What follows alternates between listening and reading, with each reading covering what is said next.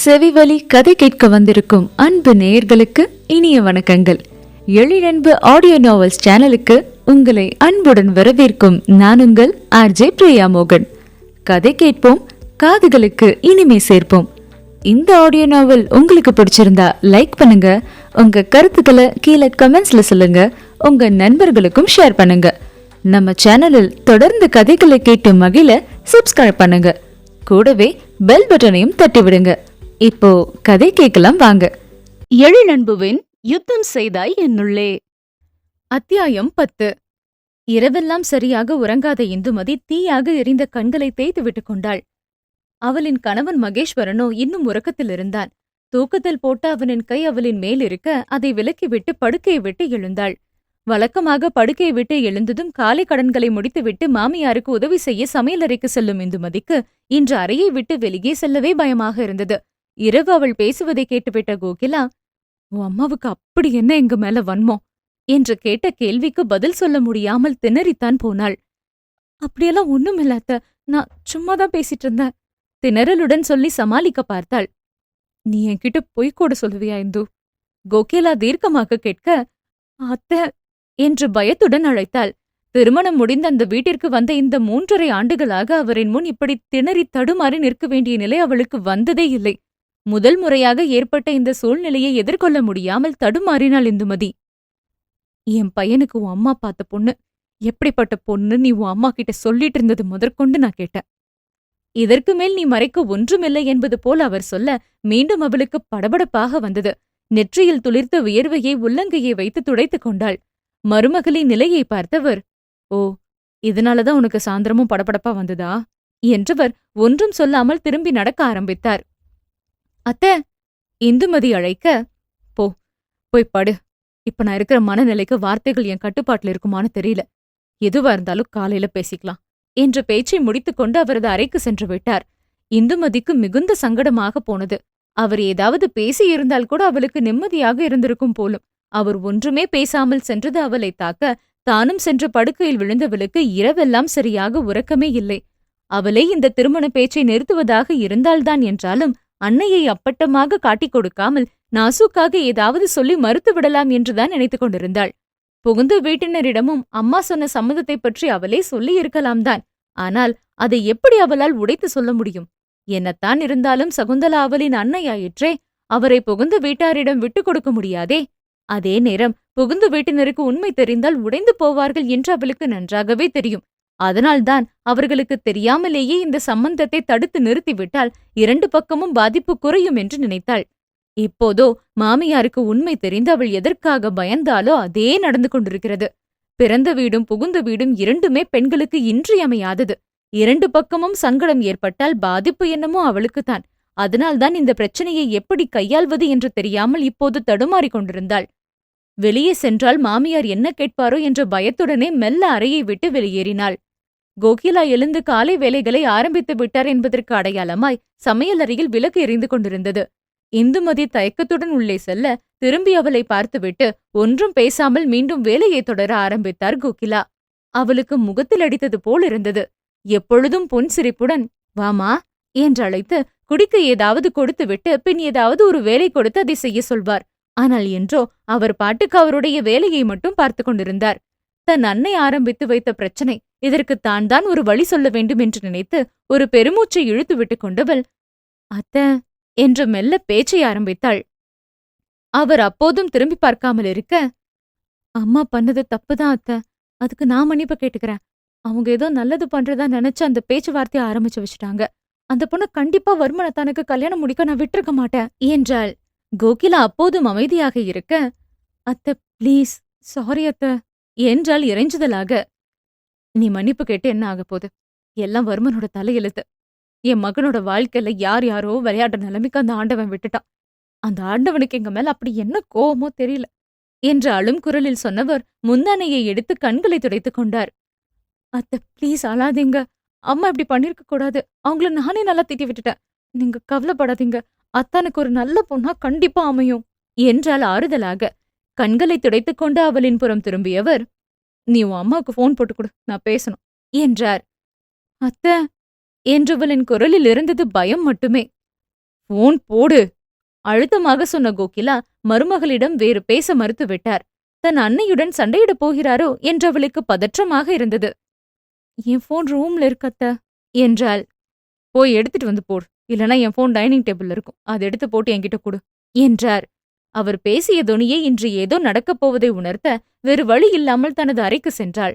உள்ளே மகேஸ்வரன் விழித்திருக்க, இந்து, இப்போ உனக்கு எப்படி இருக்கு என்றவள் உடல்நிலையை விசாரித்தான். கணவனின் அக்கறையில் மழுக்கென்று கண்ணீர் வெளியே வர பார்த்தது. ஆனால் அடக்கிக் கொண்டவள் தலையை மட்டும் அசைத்துவிட்டு தன் கைபேசியை எடுத்துக்கொண்டு வெளியேறினாள். அம்மாவிற்கு அழைத்துவிட்டு போனை மாமியாரிடம் கொடுக்க, வாங்கிய கோகிலா மகள் என்று நினைத்து பேச ஆரம்பித்த சகுந்தலாவிடம், நான் கோகிலா பேசுறேன் என்றார். இரவு மகள் அவ்வளவு கோவப்பட்டிருக்க, இப்பொழுது காலை வேளையில் கோகிலா பேசவும் சகுந்தலாவிற்கு மகளின் மீது கோபம் வந்தது. ஆனால் அதை காட்டிக்கொள்ளாமல், சொல்லுங்க நீ என்று குரலில் தேனொழுக கேட்டார். சேலத்துல ஒரு வீடு வாடகைக்கு பார்க்கணும். ஒரு நல்ல வீடா பார்க்க முடியுமா என்று கோகிலா கேட்க, வீடா? யாரு கண்ணி? வியப்பும் பரபரப்புமாய் கேட்டார் சகுந்தலா. உங்க பொண்ணுக்கும் மாப்பிள்ளைக்கும் தான். அவங்கள இத்தனை நாள் இங்கே பிடிச்சு வச்சு நானும் என் வீட்டுக்காரரும் தப்பு பண்ணிட்டோம். பிள்ளைங்களுக்கு கல்யாணம் முடிச்சுட்டா அவங்கள பெத்தவங்க பிடிச்சு வைக்கிறது தப்புன்னு நேத்து தான் பாடம் கத்துக்கிட்டேன். இனியும் அந்த தப்பை செஞ்சு முட்டாள்தனம் பண்ண மாட்டோம். நீங்க ஒரு வீட்டை பாருங்க. அவங்க இனி அங்க இருக்கட்டும் என்றார் உணர்வுகளை தொலைத்த குரலில். அந்த பக்கம் சகுந்தலாவிற்கு வாயெல்லாம் பல்லானது. ரொம்ப நல்ல முடிவண்ணி. இனி மருமகனும் என் மகளும் இங்கே அங்கேயுமா அலைய வேணாம் பாருங்க என்று சகுந்தலா சொல்ல, இங்கே கோகிலாவின் மனம் கசந்தது. நேற்றைய அவரின் பேச்சை பற்றி கேட்க ஒரு நொடி கூட ஆகாது. ஆனாலும் உறவு கெட்டுவிடக்கூடாது என்று பல்லை கடித்துக் கொண்டு பேசிக் கொண்டிருந்தார். நல்லது, வீடு பார்த்துட்டு சொல்லுங்க. அப்புறம் ஒரு விஷயம், எங்க சின்ன மகன் கல்யாணத்துக்கு ஒரு பொண்ணை பத்தி சொன்னீங்க. ஆனா அது சரி வரும்னு தோணல. அதனால நாங்களே வேற நல்ல இடம் பாத்துக்கிறோம். எங்க பையனுக்கு பொண்ணு பாக்குற சிரமம் உங்களுக்கு வேண்டாம் என்றவர் நல்ல என்பதில் ஒரு அழுத்தம் கொடுக்க, சகுந்தலாவிற்கு சுருக்கென்றிருந்தது.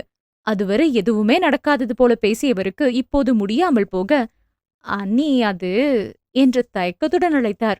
ஆனால் அவரின் விளக்கம் கேட்க மனமில்லாமல், நான் வைக்கிறேன் அண்ணி என்று வைத்து விட்டார். அத்த, ஏன்த வீடு பார்க்க சொன்னீங்க? நான் என்னைக்கும் தனி கொடுத்தனும் போக நினைச்சதில்லத்த இந்து கலக்கத்துடன் சொல்ல, இதுக்கு மேல இதாமா சரியா வரும். உங்க பையனுக்கு தெரிஞ்சா கூச்சு பாரத்த. அவன்கிட்ட நான் பேசுறேன். என்கிட்ட நம்ம பேச போறீங்க என்று கேட்டபடி அங்கே வந்தான் மகேஸ்வரன்.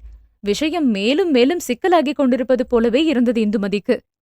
அது ஒண்ணும் இல்லைங்க, நாங்க சும்மா பேசிட்டு இருந்தோம் என்று இந்துமதி, வேணாத்த என்பது போல மாமியாரை இறைஞ்சுதலாக பார்த்தாள். ஆனால் கோகிலா என்றொரு முடிவுடன் இருந்தார் போலும். உன் மாமியார்கிட்ட பேசினேன் மகேஷ். உனக்கு சேலத்துல ஒரு வீடு பார்க்க சொல்லிருக்கேன். நீயும் உன் பொண்டாட்டியும் எவ்வளோ சீக்கிரம் முடியுமோ அவ்வளோ சீக்கிரம் தண்ணி கொடுத்துன்னு போயிடுங்க என்றார். மா, என்னம்மா சொல்றீங்க? அதிர்ந்து போனான் மகன். இதை நான் முன்னாடியே சொல்லிருக்கணும். ஆனா என்ன, எனக்கு இப்பவாது புத்தி வந்ததுன்னு நினைச்சுக்கிறேன் என்றார். என்னம்மா பேசுறீங்க? இப்ப என்ன ஆச்சு உங்களுக்குன்னு என்னென்னமோ பேசிட்டு இருக்கீங்க? இவ அப்படி எதுவும் சொன்னாளா என்று மனைவியை திரும்பி பார்த்து முறைத்தான். ஐயோ, நான் ஒண்ணு சொல்லலங்க. அத்தை கிட்ட நான் வேண்டான்னு தான் சொல்லிட்டு இருக்கேன். அவங்கதான் என்று பதறினாள் இந்துமதி. நீ கேட்காம திடீர்னு ஏன் இந்த பேச்சு வந்தது? இப்ப தண்ணி கொடுத்துன்னு போக வேண்டிய அவசியம் என்ன வந்துச்சு என்று மனைவியின் மீது கோபம் கொண்டான். அது அவள் தயங்க. அப்ப நீதான் கேட்டிருக்க. நான் உன்கிட்ட முன்னாடியே சொல்லிருக்கேன் தானே, எப்பவும் நம்ம கூட்டு குடும்பமா தான் இருக்கணும், தனியா போக நினைச்சிடாதுன்னு. அப்புறம் என்ன தைரியத்துல நீ கேட்ட என்று கத்த ஆரம்பித்தான். எங்க, நான் சொல்றத முதல்ல கேளுங்க. நான் கேட்கல, என் அம்மாதான் என்று இந்துமதியும் குரலை உயர்த்த, ஓ அம்மாவா? இன்னும் அவங்க அந்த பேச்சு விடலையா? என்ன நினைச்சிட்டு இருக்காங்க அவங்க? ஏமா, அவங்கதான் சொன்னாங்கன்னா நீங்களும் இப்படி பேசிட்டு இருக்கீங்க. நான் உங்களை விட்டு எங்கேயும் போறதா இல்ல என்றான். கோகிலா சட்டென்று உடைந்து போனார். கண்கள் உடைப்பெடுக்க ஆரம்பிக்க அதை துடைத்துக் கொண்டே, வேணாம்பா, நீ எங்களுக்காக ஒன்னும் பார்க்க வேணாம், உன் பொழப்ப நீ பாத்துக்கோ என்றார். அம்மா, என்ன கோவப்படுத்தாதீங்க. இப்ப என்ன நடந்துச்சுன்னு இப்படி எல்லாம் பேசிட்டு இருக்கீங்க? அப்படி என்ன சொன்னாங்க என் மாமியாரு என்று மகன் எரிச்சலுடன் கேட்க பதில் சொல்ல மறுத்தார் கோகிலா.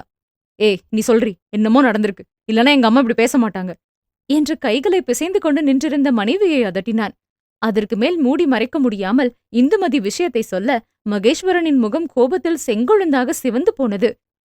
என்ன நினைச்சிட்டு இருக்காங்க உன்னோட அம்மா? எங்களெல்லாம் பார்த்தா உங்களுக்கு இழிச்ச வேணா தெரியுதா? இதை நான் சும்மா விட மாட்டேன் என்று கோபத்தில் கொந்தளித்தான். அவனின் சத்தத்தில் உலகநாதனும் மணிவர்மனும் அங்கே வந்து விட்டனர். என்ன, நான் எதுக்கு இப்படி கத்திட்டு இருக்க மணிவர்மன் கேட்க, தோ என் தம்பி கேட்கிறான். அவனுக்கு நான் எந்த முகத்தை வச்சுட்டு என் மாமியார் பார்த்த வேலையை சொல்ல முடியும் என்று மனைவியிடம் எகிறினான். அவளுக்கு அவமானமாக இருக்க கண்ணீர் விட்டு கதறினாள். இளைய மகனை பார்த்ததும் கோகிலா ஒரு பக்கம் அழ ஆரம்பிக்க, இங்க என்ன நடக்குது?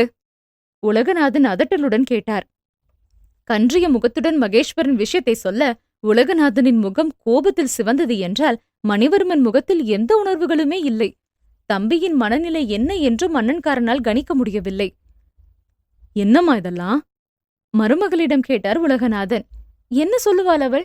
இது நாள் வரை மாமியார் மாமனார் கேள்வி கேட்கும்படி அவள் ஒரு நாளும் நடந்து கொண்டதில்லை. இப்போது தன் அன்னையால் ஏற்பட்ட சிக்கலில் மாட்டிக்கொண்டு சுழற்றி அடிக்கப்படுவதாக உணர்ந்தாள். அவரை ஏன்பா கேக்குறீங்க? அவ எப்படி பதில் சொல்லுவா? அவளுக்கு தண்ணி கொடுத்தன போக ஆசை வந்துருச்சு. அவளோட அம்மா மூலமா காய் நகர்த்திட்டு இருக்கா என்று மனைவியை குற்றம் சாட்டினான் மகேஸ்வரன். தன் மேல் சுமத்தப்பட்ட பழியில் துடித்து போனாள் இந்துமதி. இவதான் இப்படின்னு பார்த்தா அவளுக்கு ஏத்த மாதிரி இப்ப நம்ம அம்மாவும் ஆடிட்டு இருக்காங்க. என் மாமியார் கிட்ட எனக்கு சேலத்துல வீடு பார்க்க சொல்லிருக்காங்க என்ற அன்னையையும் குறை சொன்னான். என்ன நடக்குது இந்த வீட்ல? வீட்டுக்கு பெரியவன்னு நான் இங்க இருக்கிறது யாருக்குமே பொருட்டில்ல. உன்னை யார் அப்படி சொல்ல சொன்னது கோகிலா? மனைவியிடம் கத்தினார் உலகநாதன். ஏங்க, இவங்கள தனியா விடலன்னு தான் நம்ம வர்மாக்கு அப்படி ஒரு பொண்ணு பாத்திருக்காங்க. அது தெரிஞ்சு என்னால எப்படி அமைதியா போக முடியும்? எனக்கு பெரியவனும் முக்கியம், சின்னவனும் முக்கியம். பெரியவனுக்கு அது கல்யாணம் முடிஞ்சு அவனுக்குன்னு ஒருத்தி வந்துட்டா. ஆனா வர்மாக்கு எனக்கு மனசே ஆறலங்க என்று உடைந்து அழுதார் கோகிலா. தனி கொடுத்துன போறேன்னு நானும் சொல்லல மாமா. சொல்ல போனா அம்மா அப்படி செஞ்சது பிடிக்காம அவங்கள நான் திட்டி இந்த கல்யாண பேச்ச நிறுத்துறேன்னு சொன்னேன். நீங்களே அத கிட்ட கேட்டு பாருங்க. என்னை பத்தி தெரிஞ்சு என்ன தப்பா நினைச்சிட்டீங்க தானே என்று மாமனாரிடம் விளக்கம் சொல்லி கணவனிடம் ஆதங்கமாக கேட்டுவிட்டு தானும் குலுங்கி அழுதாள் இந்துமதி. டே அண்ணா, அண்ணி என்ன நிலைமையில இருக்காங்க? அவங்கள போய் அழ விட்டுட்டு இருக்க. போய் சமாதானம் பண்ணு மகேஷ் என்று அண்ணனை அதட்டிய மணிவர்மன். என்னம்மா நீங்க எப்படி அழுதுட்டு இருக்கீங்க? விடுங்க என்ற அன்னையின் அருகில் சென்றவரை தோளோடு அணைத்து சமாதானம் செய்தான். மகேஸ்வரன் அப்போதும் மனைவியின் அருகில் செல்லாமல் விரைத்துக் கொண்டு நிற்க மகனின் தோளில் சாய்ந்தழுத கோகிலா, உனக்கு ஒரு கல்யாணம் பண்ணி பார்க்கணும்னு ஆசைப்பட்டேன். ஆனா அவங்க எந்த மாதிரி பொண்ணெல்லாம் சொல்லிருக்காங்க பாரு. எனக்கு தாங்கவே முடியலப்பா என்றார். மா, அடுத்த வீட்டு பொண்ணு நம்ம ஜட்ஜ் பண்ணக்கூடாது. அத்தையும் எனக்கு எப்படியாவது கல்யாணம் முடியட்டும்னு நினைச்சு செஞ்சிருப்பாங்க. இதுல அவங்களையும் குறை சொல்ல முடியாது.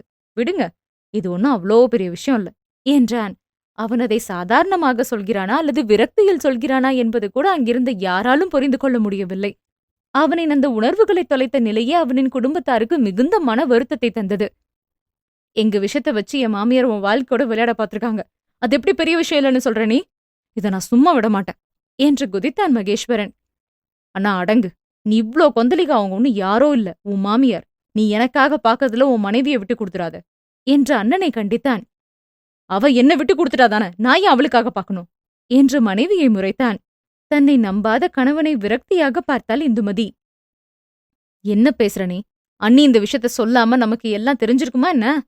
அவங்க அம்மா பக்கம் பேசாம எனக்காக அவங்க அம்மா கிட்ட சண்டை போட்டிருக்காங்க. இதை விட அவங்க நல்ல மனச சொல்ல என்ன வேணும்? ஆத்திரத்துல யோசிக்காம வார்த்தையை விடாத மகேஷ். அது காலத்துக்கும் காயத்தை கொடுத்துரும்.